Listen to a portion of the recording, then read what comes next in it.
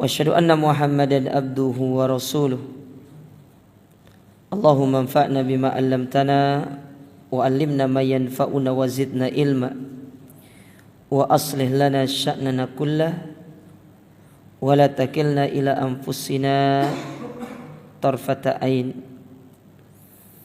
Amma ba'd, kaum muslimin wal muslimat, para jamaah yang semoga senantiasa dirahmati Allah. Alhamdulillah, senantiasa kita bersyukur kepada Allah Azza wa Jalla. Pada kesempatan yang berbahagia ini, Allah Subhanahu wa ta'ala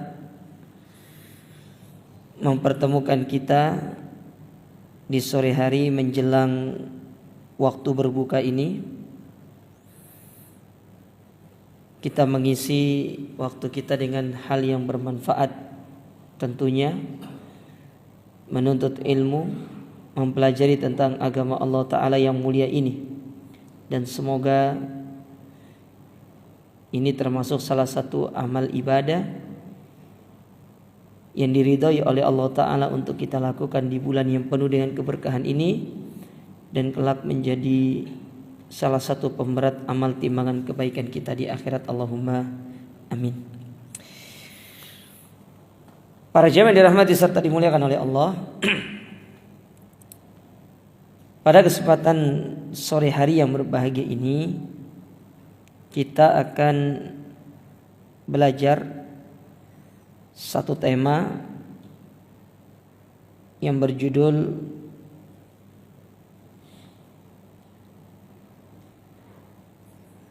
tolok ukur sesungguhnya, yaitu tolok ukur kemuliaan yang sesungguhnya di hadapan Allah Subhanahu wa ta'ala. Apa yang menjadi tolok ukurnya?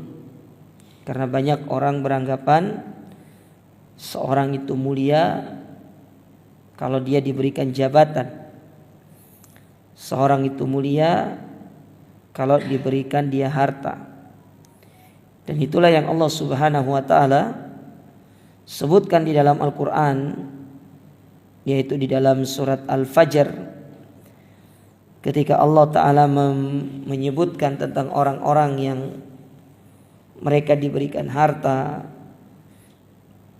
diberikan dunia, mereka mengira diri mereka itu dimuliakan, padahal itu adalah ujian. Allah berfirman pada surat Al-Fajr ayat yang ke-15, fa'ammal insanu idza mabtalahu rabbuhu fa'akramahu wa na'amahu fayaqulu rabbi akraman.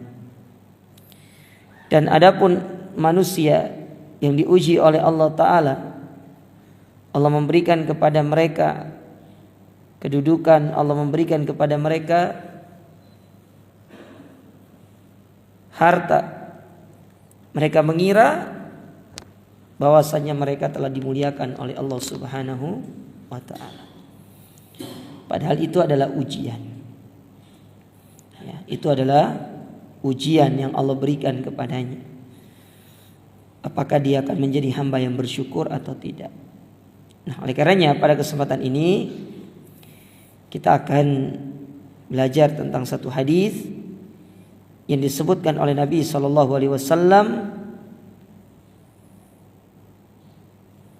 tentang barometer dan tolok ukur sesungguhnya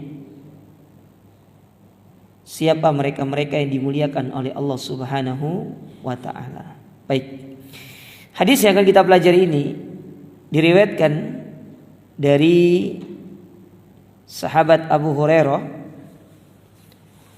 dan dibawakan oleh Imam Muslim di dalam sahihnya. Hadis Abu Hurairah dibawakan oleh Imam Muslim di dalam sahihnya, di mana Nabi sallallahu alaihi wa ala alihi wasallam beliau pernah bersabda, innallaha la yanzuru ila suwarikum wa amwalikum walakin yanzuru ila qulubikum wa a'malikum. Sesungguhnya Allah Subhanahu wa ta'ala tidak melihat kepada suar. Suar itu kepada gambaran luar, fisik, penampilan. Tidak melihat kepada fisik, kepada penampilan yang kalian miliki. Wala amwalikum, tidak pula melihat kepada harta-harta yang kalian miliki. Walakin, akan tetapi, yanzuru ila qulubikum wa a'malikum. Allah melihat kepada hati-hati kalian dan Allah melihat kepada amal perbuatan kalian. Baik. Kita akan bacakan penjelasan dari Syekh Abdul Aziz bin Baz tentang hadis yang mulia ini. Beliau menjelaskan hadis ini dengan begitu indah, mensyarah hadis ini dengan begitu indah dalam salah satu dari ceramah beliau yang kemudian ditranskrip menjadi tulisan, yang mana beliau menyebutkan di sini bagaimana gambaran Allah Ta'ala di dalam memberikan penilaian kepada hamba-hambanya. Demikian pula nanti akan disebutkan oleh beliau tentang bagaimana cara kita untuk mengobati hati. Baik, kita baca di sini. Berkata Syekh Abdul Aziz bin Baz rahimahullah, hadal haditsus sahih, hadis yang sahih ini yadulluna ala anna mahallan nazar wal i'tibar al-qalbu wal amal, menunjukkan kepada kita bahwasanya barometer penglihatan Allah Ta'ala, tempat Allah itu menilai dan melihat kepada hamba-hambanya adalah hati dan amal perbuatannya. Perhatikan kalimat hati dan amal perbuatan. Nabi SAW itu mendahulukan penyebutan hati baru amal, tidak menyebutkan amal dulu baru hati ya. Karena amal yang baik itu akan diterima oleh Allah Ta'ala ketika bersumber dari hati yang baik, yang mana hati yang baik itu digambarkan dengan keikhlasan. Amal itu akan diterima kalau berasal dari hati yang ikhlas, karena ikhlas itu merupakan syarat diterimanya amal. Sehingga tatkala hati seseorang tidak ikhlas dalam beramal, maka amal tersebut tidak terpenuhi padanya syarat diterima amal. Maka kalau tidak terpenuhi dari syarat diterimanya amal, otomatis amal itu tidak akan diterima, tidak akan pernah diterima ya. Jadi kalau kepingin amal itu diterima, harus terpenuhi syaratnya dulu. Kalau salah satu dari syarat tidak terpenuhi, tidak akan diterima oleh Allah Ta'ala.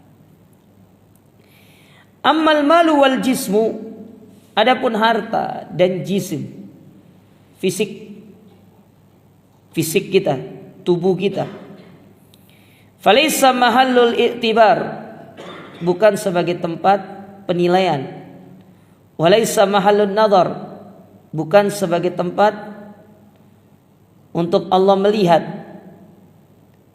li'annal mala yu'tahul kafir wal muslim.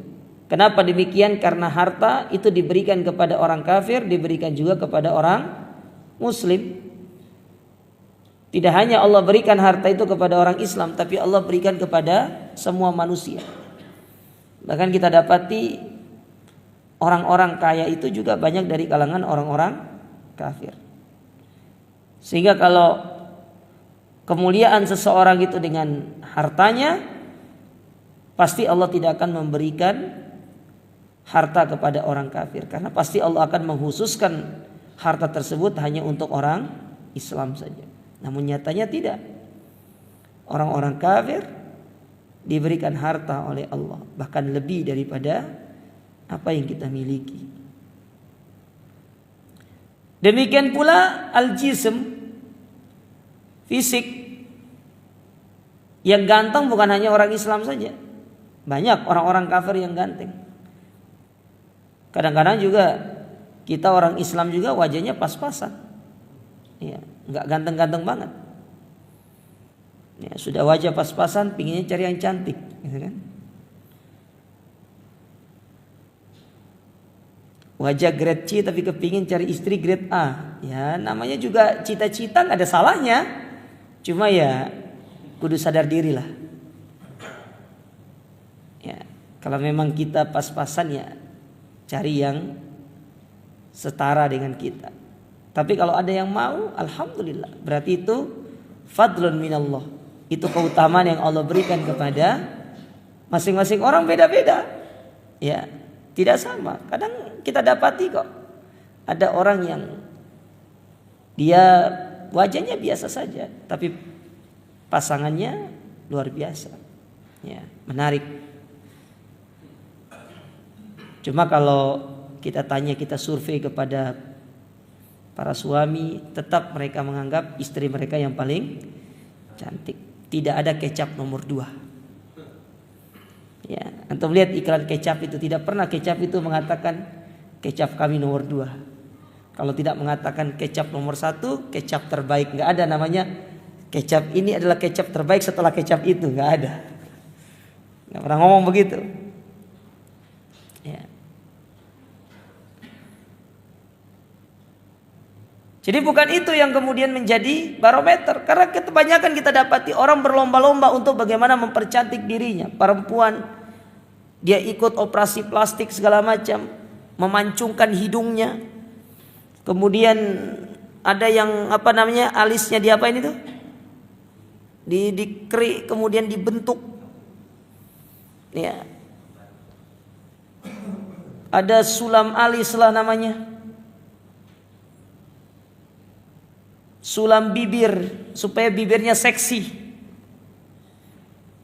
Kemudian sedot lemak. Banyak. Mereka berlomba-lomba untuk semua itu karena mereka beranggapan itu yang bisa menjadikan mereka mulia, menjadikan mereka terlihat menarik ya di hadapan manusia. Tetapi itu bukan sebab mereka menarik di hadapan Allah. Coba lihat Abdullah ibnu Mas'ud. Ketika ada para sahabat yang melihat Abdullah ibnu Mas'ud betisnya krempeng, betisnya kurus, kemudian diketawakan oleh para sahabat, ya, betisnya kurus. Maka kemudian Nabi SAW mengatakan, jangan kalian mencelanya. Andai kata betis ini diletakkan di satu timbangan, sedangkan gunung Uhud diletakkan di timbangan yang lain, betis ini lebih berat daripada gunung Uhud itu. Ya, bayangkan, itu betisnya sahabat, belum tubuhnya, ya, belum tubuhnya.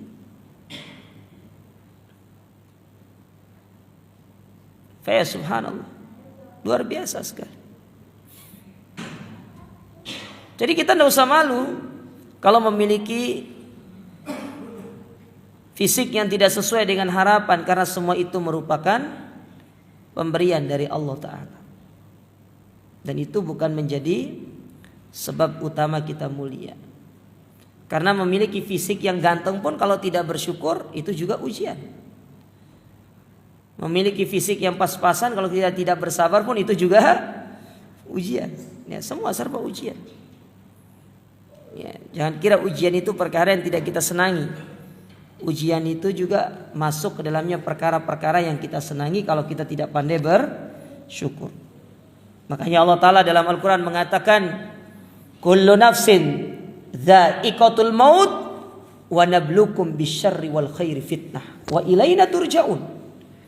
Dalam surat Al-Anbiya kata Allah Subhanahu wa Ta'ala, setiap jiwa pasti akan merasakan yang namanya kematian, dan kami akan menguji manusia dengan perkara yang mereka senangi dan perkara yang tidak mereka senangi, dan kepada kamilah mereka akan dikembalikan. Jadi punya wajah ganteng juga ujian, punya wajah biasa juga itu ujian. Sama-sama ujian. Ya, jangan kira hanya orang jelek ujiannya, tidak. Orang ganteng juga ujian.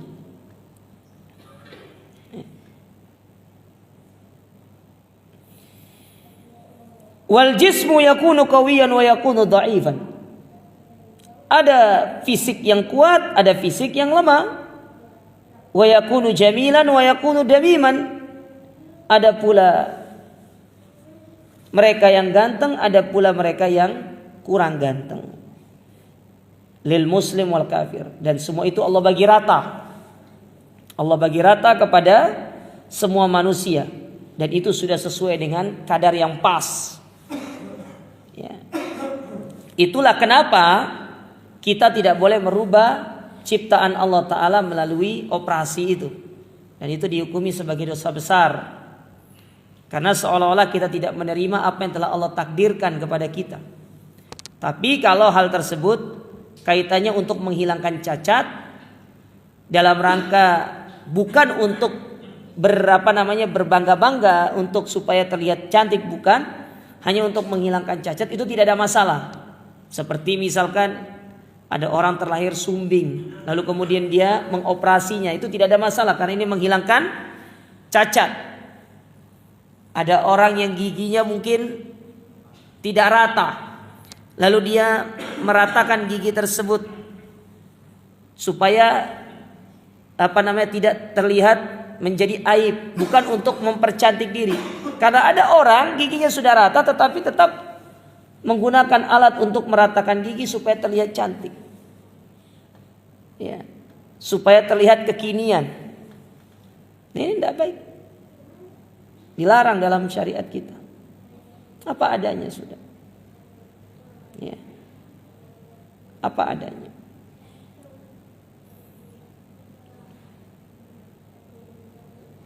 Ini juga ciptaan Allah. Nah, ini diberikan kepada orang kafir, diberikan kepada orang mukmin, tidak diberikan hanya kepada orang mukmin saja. Jadi bukan itu yang menjadi barometernya, tolok ukurnya bukan itu. Bukan yang selama ini manusia mengira hal itu yang menjadikan mereka terlihat mulia. Kan banyak orang-orang seperti itu kan. Dia kepingin terlihat mulia itu dengan kendaraannya. Ada yang kepingin terlihat mulia dengan alat komunikasinya. Pokoknya kalau dia sudah bisa memiliki HP baru yang terbaru, dia terlihat mulia. Padahal nyicil 24 bulan. Ada yang seperti itu. Ada yang kepingin terlihat mulia dengan hal-hal tertentu. Padahal itu bukan menjadi barometer kemuliaan di sisi Allah Ta'ala. Wa innamal i'tibaru biqalbika wa amalika. Mata saluha qalbuk wa saluha amaluk fusta bin najati wassalah. Akan tetapi yang menjadi barometer, tolok ukur engkau mulia di hadapan Allah Ta'ala, yaitu baiknya hatimu, baiknya amalmu, dan itu yang menjadikan engkau bisa selamat dunia dan akhirat. Baik hati, hati bersih dari penyakit-penyakit hati, bersih dari hasad, bersih dari iri, dari dengki. Coba bayangkan ada orang hidup dengan penuh kehasatan, tidak suka lihat orang lain dapat nikmat. Ketika dia tidak bisa menyaingi orang tersebut, apa yang terjadi? Dia pun berusaha untuk bagaimana menghilangkan nikmat orang itu dari dirinya. Jadi ini banyak terjadi dalam kehidupan sehari-hari, di dalam dunia pekerjaan, di tempat-tempat kita bekerja. Coba lihat para pegawai, para karyawan yang kalau sudah timbul hasad dalam dirinya kepada kawan-kawannya, kok aku yang pegawai senior tidak dipromosikan, kok dia yang junior dipromosikan, mulailah dia hasad. Sering terjadi seperti itu. Ya. Itu kalau hati tidak baik. Tapi kalau hati baik, hati yang legowo, lihat temannya dapat nikmat, sudah itu rezekinya dia. Rezeki kita tidak akan lari kemana. Ya, cukup dia ngomong seperti itu. Lihat temannya dapat kebaikan, bahkan dia mendoakan semoga Allah Ta'ala menjadikan kenikmatan tersebut bermanfaat untuk dirinya. Dan dia berdoa, semoga engkau memberikan aku ya Allah kenikmatan seperti kenikmatan saudaraku, kalau memang itu baik untuk diriku. Seperti itu. Itu orang hatinya baik. Tapi kalau orang hatinya buruk, beda cerita. Ceritanya akan berbeda. mendoakan keburukan, berpikir bagaimana cara menghilangkan nikmat tersebut. Banyaklah A, B, C, D. Mulailah menghasut orang. Makanya dari hasad jadi hasut. Ya. Berawal dari hasad menjadi hasut. Dihasut orang lain supaya tidak suka sama A, supaya dia benci A. Banyak terjadi itu. Subhanallah. Kalau orang awam seperti itu kita lumrah, kita maklumi. Tapi kalau sudah yang terjadi seperti itu di tengah orang-orang ngaji, ilmunya kemana? Itu jadi pertanyaan. Kemana ilmu yang Anda pelajari selama ini? Ya. Kalau orang ngaji mah biasa, tidak ada masalah. Ya. Tidak ada masalah. Kalau orang nggak ngaji biasa itu. Tapi kalau orang ngaji itu loh, sudah belajar paham hasad, bolak-balik dibilang hasad, bolak-balik tentang masalah hati, tapi tetap muncul seperti itu. Subhanallah. Kemana ilmunya? Jangan-jangan datang ke majelis ilmu hanya sekedar pindah duduk. Kalau sekedar pindah duduk rugi Anda. Habisin bensin, habisin tenaga, habisin waktu, nggak dapat apa-apa. Kalau kata Ustaz Mubarak, lebih baik dodolan roti Maryam. Untung. Ya. Mumpung ada tenan di bawah, coba dodolan roti Maryam di bawah. Coba buka di bawah, untung. Subhanallah. Ya.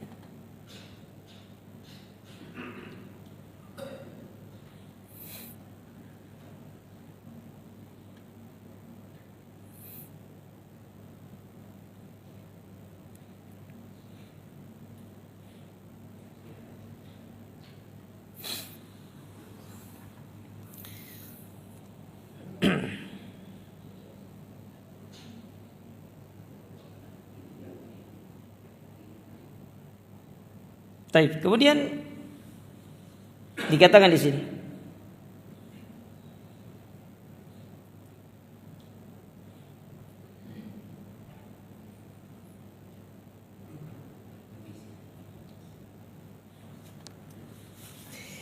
fajadirun bil mu'min jadirun biman tu'izzu alaihi nafsu an yu'na bi qalbihi wa amalihi. Maka kemuliaan seorang mukmin ketika dia itu memperhatikan hatinya dan amalnya. Wa nistahida fi taharati qalbihi wa salahi. Dia bersungguh-sungguh untuk bagaimana memperhatikan kebersihan hati dan kebersihan amalnya, kebersihan hati, kebaikan amalnya. Makanya toharo itu jemaah. Kalau antum buka buku fikih para ulama, tohara itu nanti dibagi dua. Ada namanya tohara hissiyah, ada namanya tohara maknawiyah. Tohara hissiyah yaitu kesucian yang meliputi sesuatu yang terlihat dan bisa dipegang. Kebersihan tempat, kesucian pakaian, kesucian badan. Ya, tempat itu meliputi masjid, rumah. Makanya rumah itu harus bersih, suci. Ya. Kalaupun kita punya hewan peliharaan di rumah, perhatikan kesuciannya.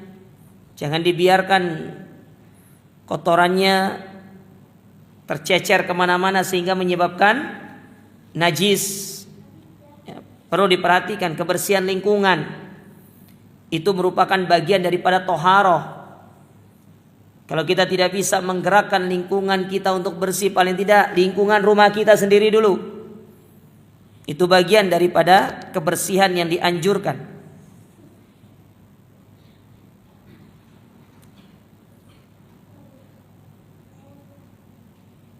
Dan itu masuk ke dalam keumuman sabda Nabi SAW, at-taharatu syatrul iman.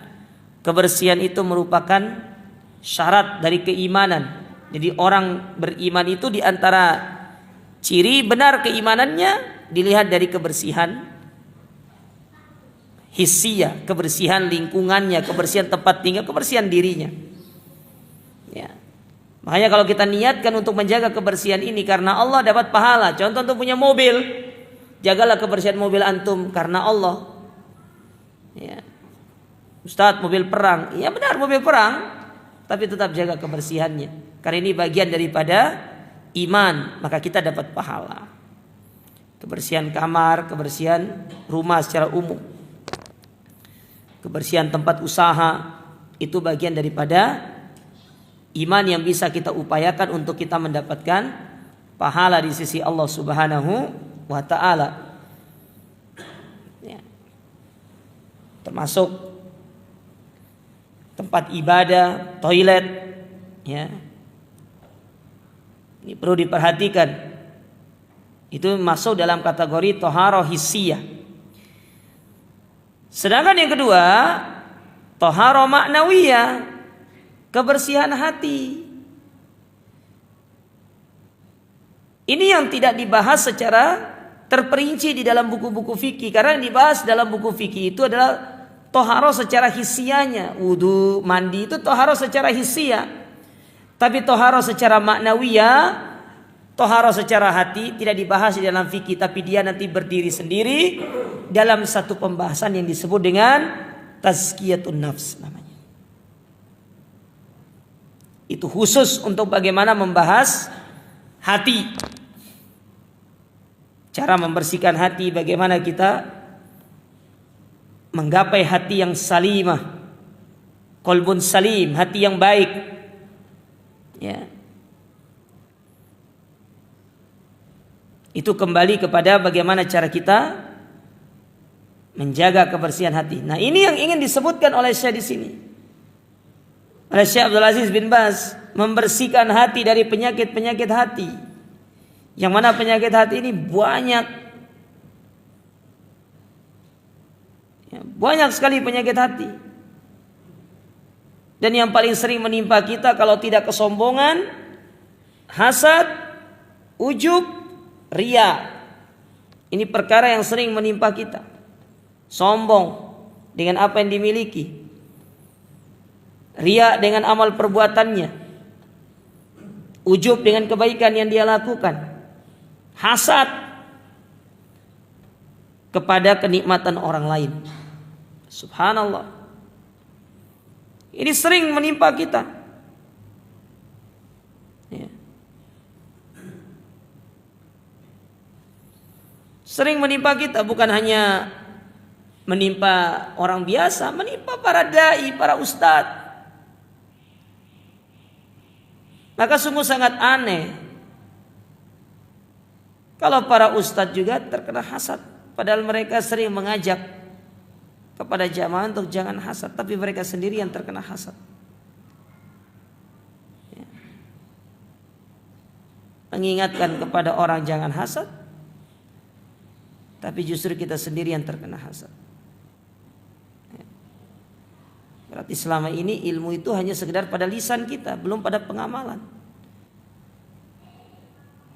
Sementara agama Islam itu bukan hanya sekedar teori, tapi praktek, pengamalan kita. Ya, pengamalan kita sehari-hari dari apa yang sudah kita pelajari itu yang paling utama.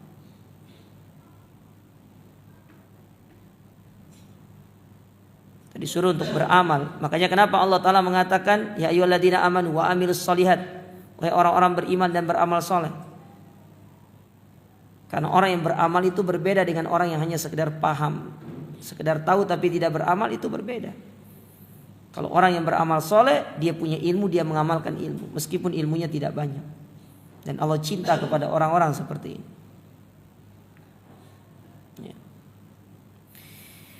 Wa fi salahi amalihi wastiqomatihi. Demikian pula bersungguh-sungguh di dalam memperhatikan baiknya amal ibadahnya dan dia istiqomah di atas ibadah tersebut.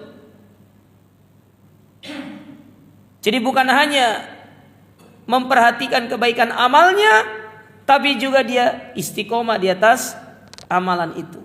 Memulai amal itu lebih mudah daripada mempertahankan amal. istiqomah itu lebih berat daripada memulai amal ibadah. Ya. Coba lihat ketika bulan Ramadan kemarin, banyak diantara kita mulai baca Quran. Hari kedua, hari ketiga, hari keempat, mulai rodok berat bacanya. Hari pertama tarawih, hari kedua tarawih, masuk hari ketiga, sudah mulai dipenuhi dengan undangan buka bersama. Akhirnya tidak tarawih. Itu yang terjadi. Susah memang. Makanya kenapa Nabi SAW mengatakan ala inna sil'atallahi ghaliyah. Ketahuilah, barang dagangan Allah Ta'ala itu mahal. Ala inna sil'atallahil jannah. Dan ketahuilah barang dagangan Allah itu berupa surga. Mahal surga itu. Tidak mudah, tidak murah, butuh usaha, butuh effort yang keras untuk kita masuk ke dalam surga. Ya.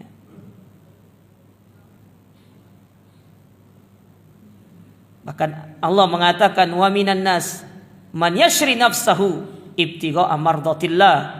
Ada di antara manusia ini yang karena dia kepingin masuk surga, dia rela untuk menggadaikan dirinya kepada Allah. Dia jual dirinya kepada Allah Subhanahu wa ta'ala.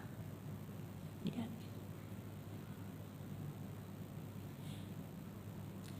Ini kenapa yang datang itu duduknya di belakang semua? Ini loh kosong. Kok duduknya di belakang semua? Ini kosong.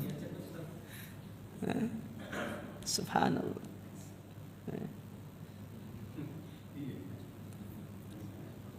Kok suka duduk tempat yang dingin, ada yang karpet yang empuk. Kayaknya karpetnya kurang menarik Padar.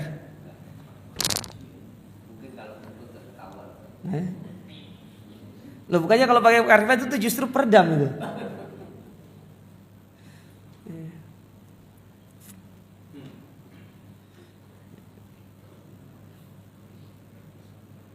Ini terlihat bulannya enggak? Lah kalau mendung gimana mau sholat gerhana kita nih? Sholat gerhana itu kan kalau terlihat bulannya, kalau nggak terlihat tidak sholat kita. Lah iya. Gimana mau sholat? Kalau kita tidak lihat, yang sholat itu bagi yang melihat.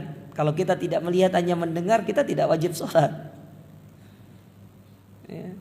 Nanti coba dilihat, kalau muncul ya udah sholat. Kalau tidak muncul, kita tidak terlihat, ya sudah, mungkin belum rezeki kita. Ya. Itu fikih sholat gerhana. Kalau terlihat baru sholat. Ustaz terlihatnya di Jakarta, tidak terlihat di Surabaya, ya udah orang Jakarta yang sholat. Kita orang Surabaya nggak usah sholat. Ya. Jadi penetapan sholat gerhana itu tidak sama dengan penetapan Ramadan. Kalau Ramadan berlaku untuk seluruh negeri. Terlihat satu orang yakin, dia bersumpah, dia melihat hilal, maka sudah bisa dipakai sebagai hukum untuk menetapkan awal puasa atau awal Syawal. Tapi kalau gerhana, ya, kalau kita tidak melihat gerhana tersebut, kita tidak usah sholat. Ya. Makanya coba nanti kita tunggu sampai jam berapa?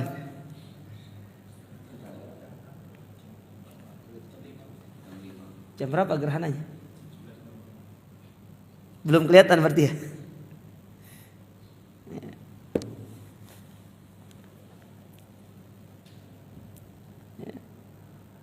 Ya, ada jamaah pernah, Ustaz antum tadi malam nggak sholat gerhana?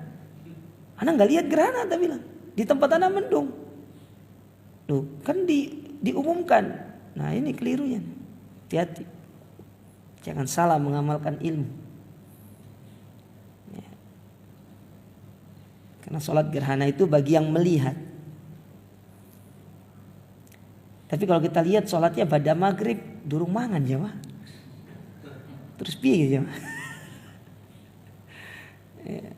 Tapi nanti kalau sholat sebentar, ya, sebagai bentuk kita memuliakan salah satu di antara tanda-tanda kebesaran Allah Ta'ala. Ya. Baik, kita kembali ke sini. Ya. Jadi istiqomah hatta yafuz bil karama wal akibah al hamida, sampai kita meraih kemuliaan dan balasan yang terbaik di sisi Allah Subhanahu wa taala. Oleh karenanya Nabi SAW mengatakan itu, sesungguhnya Allah tidak melihat kepada harta dan fisik kalian, tetapi Allah melihat kepada hati dan amal ibadah kalian. Karena itu yang bisa menjadikan kita meraih kemenangan di sisi Allah Ta'ala. Baik, kemudian fal insanu qad yakunu jamilan wa qad yakunu azimal quwa lakin la qimata lahu. Ada manusia itu dia ganteng, dia kuat, tapi dia tidak memiliki harga, tidak memiliki nilai. Kenapa demikian? Li'annahu sarafa quwatahu wa a'malahu fi ma'asillah. Karena dia menggunakan kekuatan itu bukan pada ketaatan, tetapi untuk bermaksiat kepada Allah. Percuma orang itu punya fisik kuat tapi digunakan untuk maksiat, tidak ada nilainya, tidak ada manfaatnya. Wa fi ma yubaidu min rahmatihi, dan hal tersebut menjadikan dia jauh dari rahmat Allah. Justru dengan kekuatan yang kita miliki, kita gunakan untuk mendekatkan diri kepada Allah. Kita punya fisik yang kuat, gunakan fisik kuat ini untuk ibadah. Kalau kita mampu untuk berlari sekian kilo, 5 kilo, 10 kilo, maka tentu kita harus kuat untuk datang ke masjid. Ini enggak, lari maraton kuat, tapi giliran datang ke masjid tidak kuat. Ada orang rela untuk ngantri, mendapatkan barang yang dia cintai, yang dia sayangi, tetapi tidak kuat untuk berdiri lama bermunajat di hadapan Allah Subhanahu wa taala. Lihat, kita sholat tarawih aja cari yang cepat. Sholat nangdi, nang Al-Burhan 8.15 wis mari. Kamu di sana jam 8 selesai. Akhirnya pergi cari yang jam 8, bukan cari yang mendapatkan kehusyuan di dalam ibadah.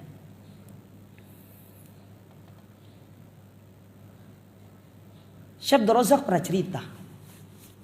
Pernah satu ketika, kata Syekh Abdul Razak, ini diceritakan dalam kajian beliau. Ketika sholat malam di Masjid Nabawi, di hadapan beliau itu ada seorang yang tidak memiliki fisik yang sempurna. Kakinya cacat, tidak ada satu. Tapi kata beliau, dia ini guru saya. Saya tidak tahu namanya, tapi dia guru saya. Lalu beliau jelaskan, kenapa saya bilang dia guru saya? Karena dari awal dia sholat sampai kita selesai sholat malam itu, dia tidak pernah duduk padahal dia hanya memiliki satu kaki. Dan saya belajar dari beliau ini, kekuatan yang sesungguhnya bukan kekuatan fisik, tetapi kekuatan iman. Kalau orang sudah punya iman, meskipun punya fisik terbatas, tidak akan membuat dia merasa lelah dalam ibadah. Tapi kalau kita memiliki iman yang rendah, kualitas keimanan kita buruk, meskipun kita memiliki fisik yang kokoh, ya itu tadi, carinya yang kalau bisa 23 rakaat 10 menit, biar cepat selesai. Tidak ingin menikmati pada setiap rakaat-rakaat tersebut bagaimana rasanya untuk bermunajat, berinteraksi, berbicara dengan Allah, berkomunikasi dengan Allah, meluapkan masalah-masalah yang kita hadapi kepada Allah Ta'ala. Karena kepingin cepat selesai. Maka coba lihat Nabi SAW ketika beliau sholat. Lalu kemudian Aisyah berkata kepada beliau, ya Rasulullah, apakah harus kamu sholat sampai kakimu bengkak? Beliau hanya menjawab, bukankah Allah telah mengampuni dosaku yang telah lalu dan yang akan datang? Kalau sudah demikian, bukankah itu satu nikmat? Afala akuna abdan syakura? Tidakkah kemudian aku menjadi hamba yang bersyukur dengan melakukan seperti ini? Dan beliau menganggap hal yang beliau lakukan itu belum ada apa-apanya dengan kenikmatan yang Allah berikan kepada beliau. Kita kenikmatan banyak, tapi giliran ibadah cari yang super ekspres. Yang ekspres itu paket. Yang boleh ekspres itu kalau antum order makanan. Tapi kalau ibadah, carilah yang di situ antum mendapatkan yang namanya ruh ibadah itu. Ketenangan, kenyamanan di dalam berinteraksi kepada Allah Subhanahu wa taala yang menjadikan antara kita dengan Allah benar-benar kita sedang berdiri di hadapan Allah. Itu yang dibutuhkan dari ibadah.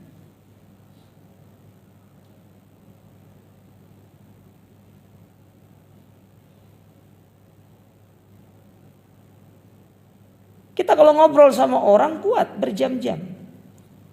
Tapi kalau berbicara dengan Allah Ta'ala berjam-jam tidak kuat. Berarti kan masalah dengan diri kita. Masalah dengan keimanan, masalah dengan hati. Ada apa dengan kita?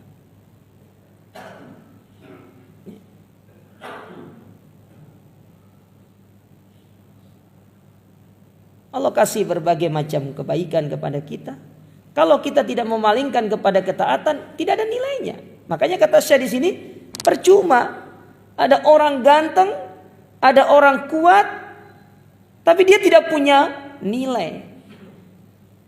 Kalau bahasa orang-orang sekarang itu dia tidak punya value. Kenapa dia tidak punya value?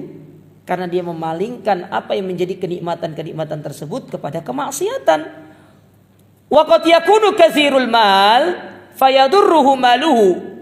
Bisa jadi dia punya banyak harta, harta menjadi mudarat bagi dia. Kenapa? Li'annahu sarafa dzalikal mala fi ma'asillahi wattiba'il hawa. Karena dia memalingkan harta itu untuk bermaksiat. Dan dia lebih suka untuk mengikuti hawa nafsunya. Saya tadi pagi saya nonton satu potongan YouTube. Podcast itu kayaknya. Jadi dia cerita. Jadi dalam podcast itu dia cerita begini, oh kita sekalinya party itu habis 25 sampai 30 juta habis semalam. Bayangkan 25 sampai 30 juta habis semalam. Coba uang segitu Anda pergi umroh atau Anda infakkan ketika Ramadan, Allah balikkan 10 sampai 700 kali lipat. Apa artinya uang banyak kalau digunakan untuk kemaksiatan? Ya. Makanya stop dengan kita menggunakan tagline kecil dimanja, muda foya-foya, tua kaya raya, mati masuk neraka atau surga.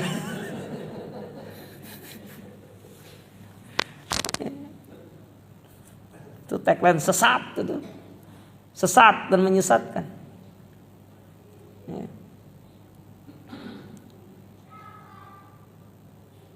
Oleh karenanya Nabi SAW mengatakan la ba'sa bil ghina liman ittaqa. Enggak apa-apa kaya. Enggak pernah Allah melarang kita untuk kaya. Siapa yang bilang Allah melarang kita kaya? Enggak pernah Allah melarang kita kaya. Enggak pernah Nabi melarang kita kaya. Sahabat banyak yang kaya, betul atau tidak? Sahabat banyak yang kaya. Tapi Nabi kasih underline. Apa underline-nya? Enggak apa-apa kaya. Yang penting bertakwa. Kaya bertakwa. Ustaz, berarti boleh saya berdoa, ya Allah jadikan saya orang kaya? Boleh. Ya Allah jadikanlah saya orang kaya yang bertakwa. Dengan harta ini saya bantu orang lain. Dengan harta ini saya bantu A, saya bantu B. Dengan harta ini saya kepingin memakmurkan masjid A, memakmurkan masjid B. Saya kepingin harta tersebut bermanfaat untuk orang lain. Makanya Allah Ta'ala dalam Al-Quran mengatakan, Rijalun la tulhihim tijaratun wala bay'un an dzikrillah wa iqamis shalah wa ita'iz zakah ya khafuna yauman tataqallabu fihil qulub wal absar. Kata Allah Ta'ala, mereka-mereka yang dipuji itu mereka yang tidak dilalaikan dengan perniagaan mereka, tidak dilalaikan dengan perdagangan mereka. Dari apa? Dari mendirikan sholat, menunaikan zakat. Tuh. Menunaikan zakat, dia keluarkan, dia kasih kepada yang butuhkan. Wahai sedekah, dia kasih. Dia tidak menggenggam, dia kasih. Gak apa-apa kaya, silakan. Ana doakan antum supaya kaya semua insya Allah. Punya emas 1 kilo semua insya Allah. Loh, udah diaminkan jamaah? Antum punya emas 1 kilo semua, tidak mau dah jamaah. Tapi jangan lupa keluarin zakat nih. Sekarang kan punya emas 1 kilo berapa? 3 miliar toh? 3 miliar. Ya.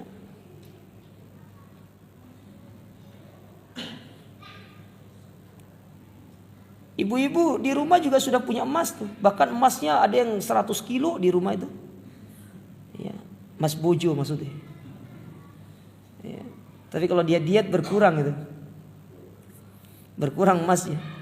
Dari 80 jadi 79. Kan kurang sekilo lumayan jangan.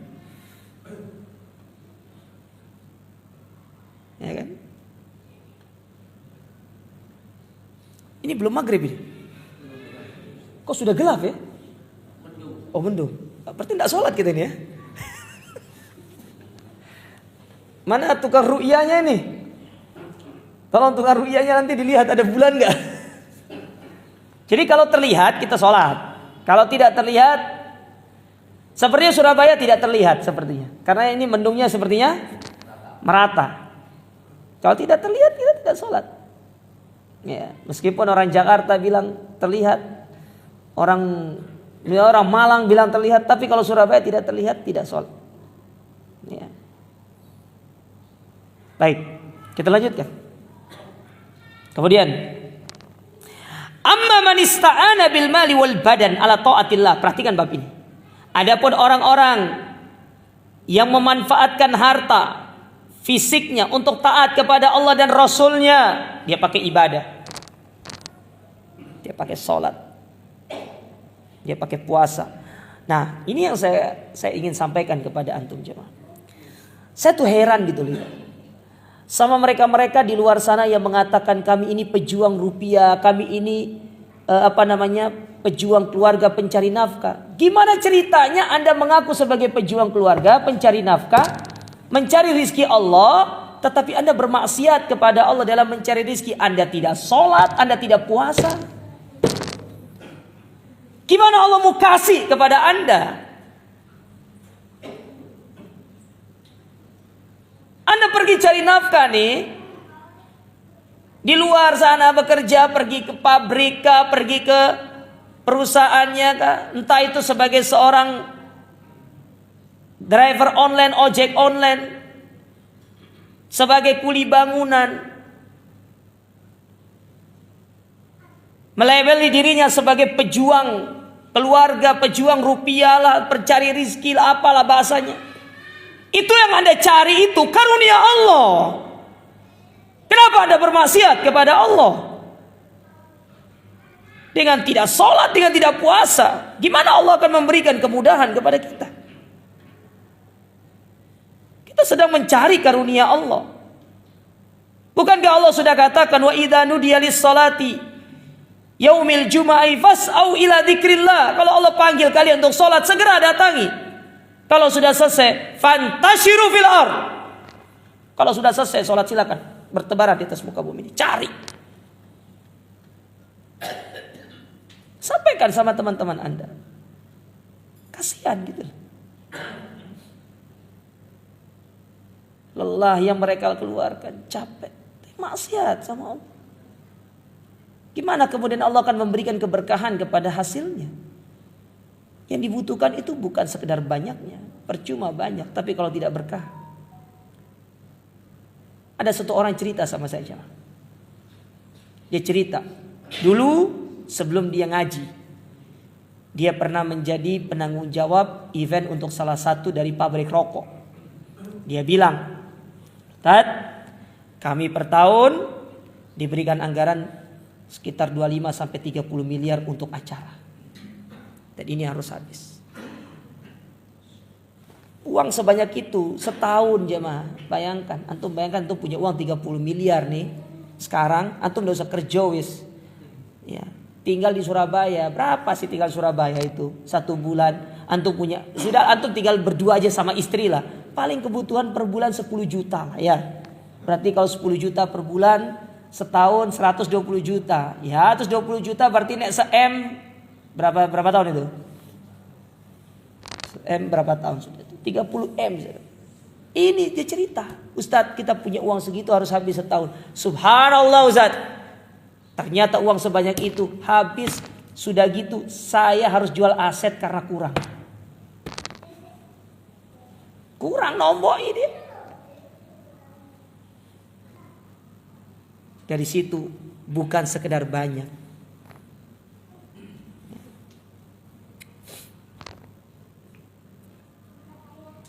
Makanya kalau kita ingin mencari karunia Allah Ta'ala, taat sama Allah. Allah mudahkan. Ya, Allah akan mudahkan. Kalaupun dapat banyak tidak bermanfaat, tidak akan berkah, tidak akan bertahan lama. Ada aja anunya. Istilahnya sebab-sebabnya itu. Entah nanti tiba-tiba kok mobil mogok lah. Entah tiba-tiba kok rumahnya pada bocor. Padahal baru direnovasi. Banyak sebab. Ya, banyak sebab. Dan terlalu banyak cara Allah Ta'ala untuk menghilangkan hal itu dari diri kita. Gampang. Fa innahu yanfa'u maluhu wa yanfa'uhu badanuhu wa tanfa'uhu quwwatuhu. Itulah yang baru bermanfaat. Badannya bermanfaat, hartanya bermanfaat kalau dipakai pada ketaatan di jalan Allah dan Rasulnya. Wa hakadzal mu'min. Inilah yang harusnya dilakukan oleh seorang mukmin. Yasta'inu bi amwalihi.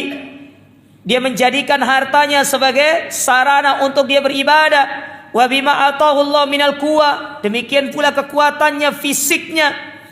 Fi ta'atillah wa tiba'is sabili. Taat sama Allah, mengikuti jalannya.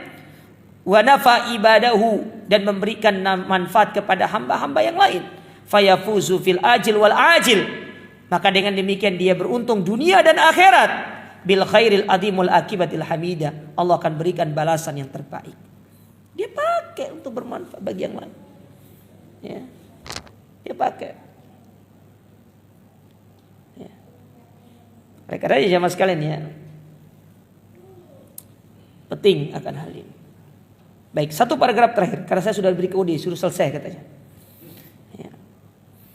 Kok Ustadz disuruh berhenti itu loh, ya apa sih? Bila perlu sampai adzan. Satu paragraf terakhir. Baik. Wa taharatul qalbi wa salahuhu wa salahul amal lahu asbab. Kebersihan hati, baiknya amal itu ada sebab. Tidak mungkin itu semua terjadi dengan sendirinya, tapi ada sebabnya. Famin a'dhamil asbab. Di antara sebab-sebabnya, dan ini sebab-sebab yang terbesar, yang pertama adalah al-inayatu bil Qur'anil Karim wa tadabburi li ma'anihi wastifadatu minhu. Yaitu kita perhatian, mentadabburi dan mengambil manfaat dari Al-Qur'an. Tadabburi, baca Quran. Makanya jamaah, kalau bisa antum hobi baca Quran sekarang toh, jangan sekedar baca, ambil satu ayat, baca tafsirnya, ambil pelajarannya, terapkan dalam kehidupan sehari-hari. Masa dari satu juz nggak ada yang antum tertarik untuk baca tafsirnya aja? Nggak usah semua, satu ayat aja.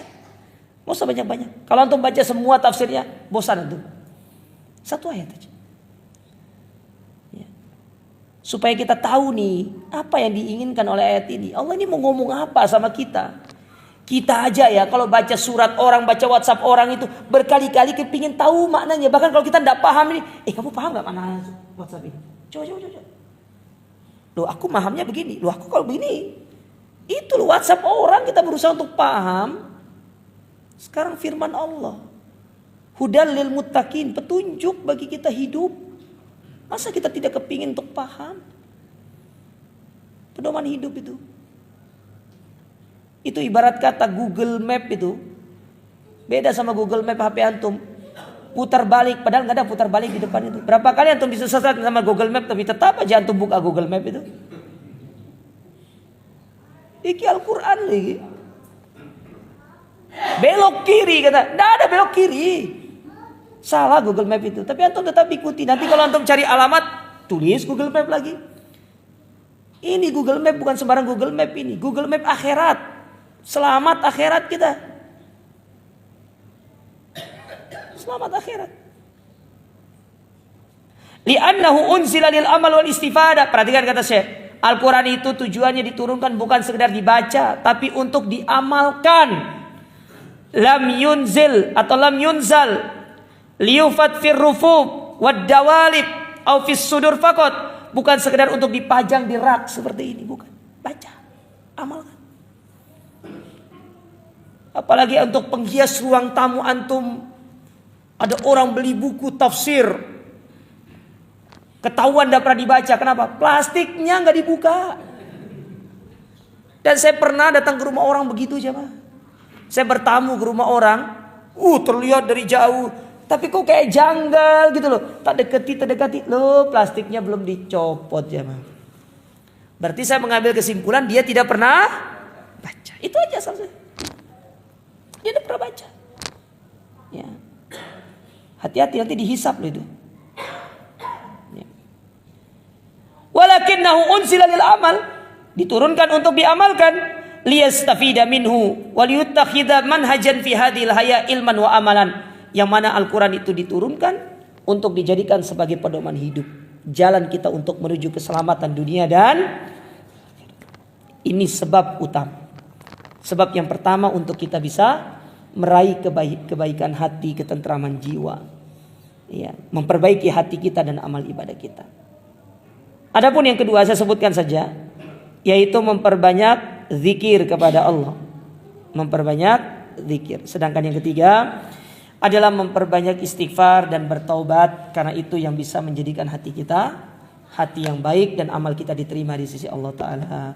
Baik para jamaah sekalian, ini yang bisa kita ambil pada kesempatan ini. Semoga bermanfaat dan semoga Allah Subhanahu wa Ta'ala menganugerahkan kepada kita hati yang baik, amal yang diterima, dan semoga seluruh amal ibadah kita dicatat sebagai amal soleh yang akan memperberat timbangan amal kebaikan kita di akhirat. Allahumma amin. Karena waktu sudah mendekati waktu berbuka, mungkin antum ingin gunakan berdoa kepada Allah Ta'ala sebagai waktu yang mustajab.